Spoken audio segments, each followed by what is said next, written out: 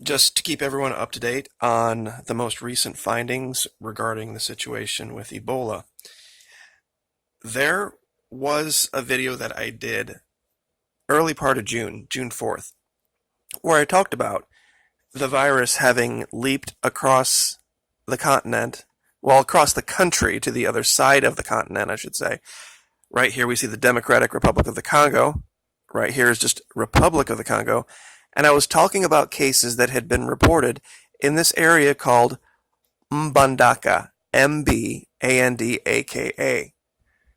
Now, in that video, I looked at an article and thought I was dealing with a date misprint. The year had said 2018. I thought, well, somebody clearly screwed this up because if you go back to this time last year, there really weren't very many people talking about this. So I went back and did some more research, and in that research, I found a whole lot of new information that you guys need to have. This has been something that's been going on actually since 2017. They have been chasing all over this continent trying to stop this outbreak. Now, real quick, just Google Earth. We zoom in. The current outbreak was alleged to have started up here in this area. Let's see if I can find it. A little place called Mangina. And that's where it was reported to have started. Here it is. Right here. And then it progressed to Beni. Then down to this place called Butembo. So they were worried about it moving east and south, and there were recently now reports that it had gotten into Uganda, which is directly to the east, over here.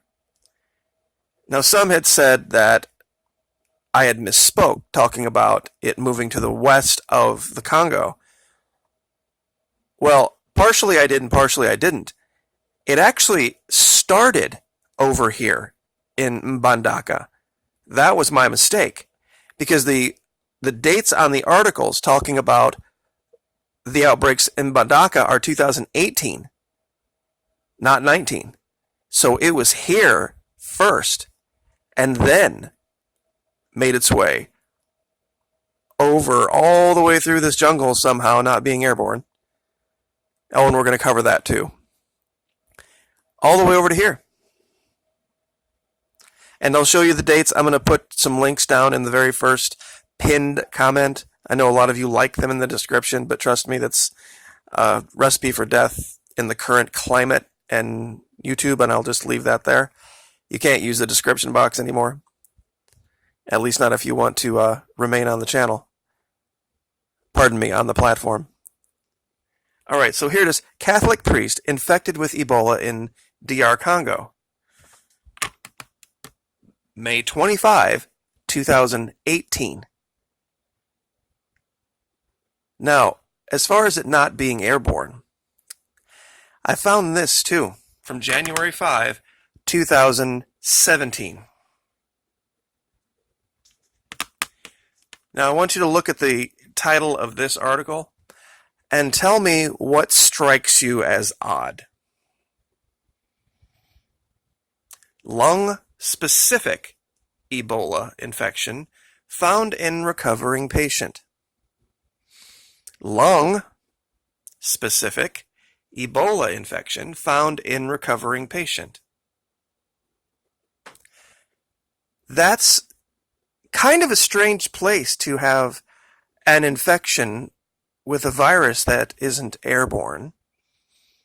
I mean, I'm not an MD. I don't have a degree in internal medicine, but I thought they taught us that the lungs were where you breathe, that's where the air is brought into the body and exchanged.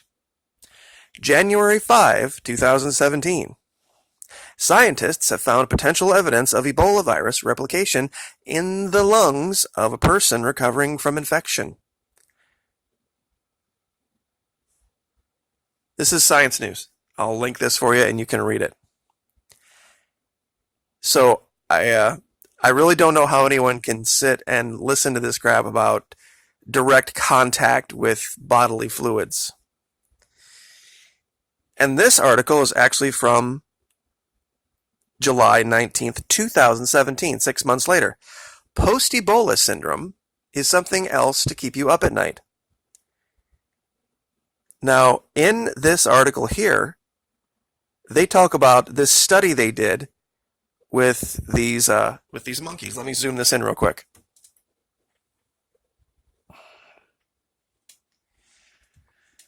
Okay, remember the story about the Ebola in the doctor's eye? Well, they did this study. To figure out what might be going on, Zhang and his colleagues looked at archived tissue samples from a past study involving 112 rhesus monkeys. The monkeys had all survived 43 days after researchers exposed them to Ebola and were given either a non-vaccine medical treatment or no treatment at all. Then they were euthanized at the end of the 43-day study. Zhang and his team looked for Ebola in the monkeys' eyes, testicles, brain, liver, spleen, and lymph node tissue samples. Though the 112 survivor monkeys had no sign of Ebola in their blood at the time of death, 11 had detectable Ebola RNA in at least one tissue sample.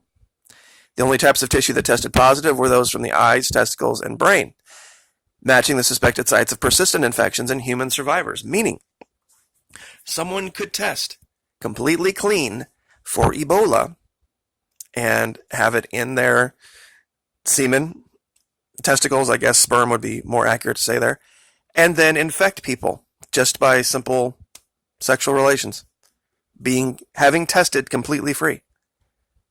So all of these people that are coming to the border that they say, well, they've been walking for all this time, or there's no way they could possibly be infected. Horseshit. They absolutely could be. They could have had it, been cured of it, been declared free, and still have it and bring it here. This is from 14 February 2017. Ebola super spreaders cause most cases. Now, in this article, it talks about how it's basically the very young and the very old. And they think what they're getting to here is that because normally very young and very old need care that's kind of up close and personal without getting too graphic, that's what's causing them to be the ones that spread it faster because they have more contact. Now, when they tell you trust the doctors, trust the doctors, trust the doctors because they're the experts, I have an article here that's going to probably make everyone listening fall out of their seat.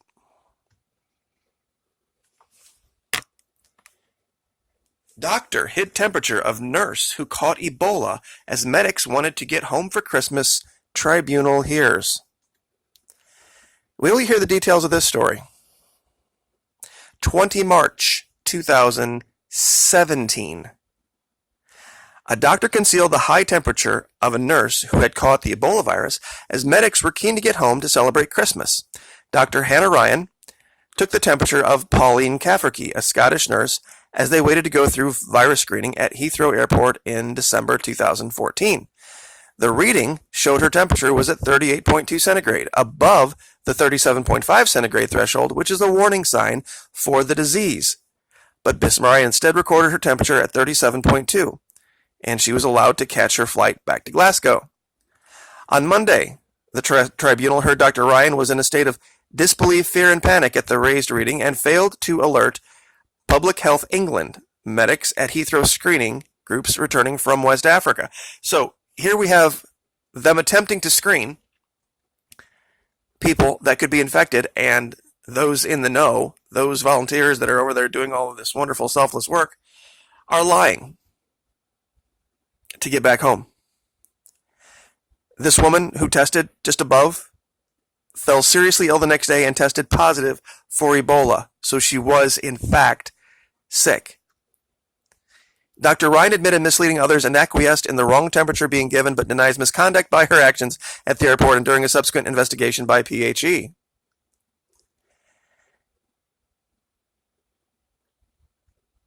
And this talks about when they were deployed. A month later, when they returned to the UK on the afternoon of December 28, The Ebola screening area at the Heathrow terminal was crowded, noisy, and chaotic. In the queue to get clearance from PHE medics to be allowed to leave, murmuring of discontent and frustration grew.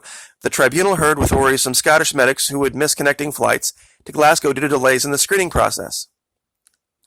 Trying to help PHE staff with the process, they agreed to take and record their own temperatures. Dr. Ryan took Miss Cafferkey's temperature, which was 38.2, a warning sign for the virus. The two medics and another nurse with them discussed the reading, during which someone said, "Let's get out of here." Miss Cafferkey's temperature was then recorded as 37.2, meaning they said, they weren't going to get trapped there. They knew what they were doing, and they brought it back and put everyone at risk. And even when they were caught later, before they were allowed to leave, baggage reclaim, there was further discussion between the medics and the PHE staff. Cafferkey's temperature was taken again, but it was below the threshold. Guess why? By this time, she had taken paracetamol, which, if I'm not mistaken, is just basically Tylenol, which lowers the body temperature. So they can use drugs to hide it. Over-the-counter drugs to hide it. So when they tell you it's not airborne, you'll have a link to say, "Oh yeah, here was a lung infection." And when they say to trust the doctors, you can point them to this article and say, "Really? Trust the doctors? Look what they did here," when it was them.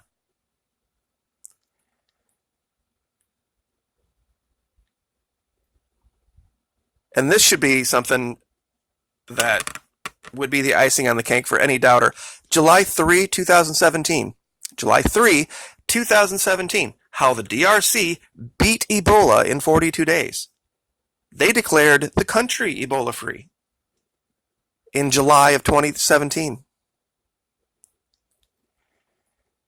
Then here was that original article that I had talked about, where I thought I had a wrong date. They had reported a wrong date. They actually didn't. 2 escaped Ebola patients attended church with 50 people and infected the whole church. And I'm going to go ahead and give all these links first pinned comment.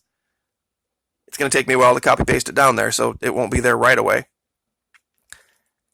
But you can read these for yourselves. Now, this was May 24, 2018. Here is a second article that backs that up. Now, here is Thursday, June 13, 2019. Today. 3 suspected Ebola victims escaped from Kanungi isolation. This is in Uganda.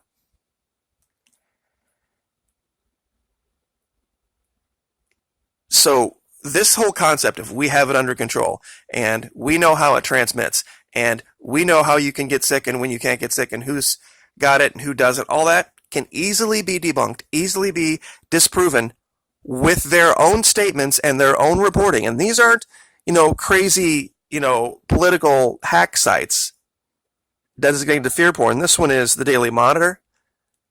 The other one, these are Science Today. You just got to know where to find these. And given that they've already admitted that 25% of the cases that are truly out there are going undetected, and that 80% of the new cases that they are finding aren't tied to any current cases, and the fact now that we know that you can have it infect your lungs, and that it's all the way over from the west, I guess you can say now it started in the western part of the Democratic Republic of the Congo, moved to the eastern part of that same country, and now has continued to go east toward Uganda and toward Kenya eventually. And Kenya has started to screen passengers too. This is also today. This is why they're calling an emergency meeting. This is not under control. It could literally be anywhere. We have the people here. It doesn't matter if they pass blood tests or not. It doesn't matter if they pass blood tests or not. And I know that was, let me see if I can count, 1, 2, 3, 4, 5, 6, 7, 8, 9, 10, 11, 12, 13 different tabs that I had to go find this, spanning almost 3 years. So I will leave it there and let you guys dig through this. Like, share, subscribe.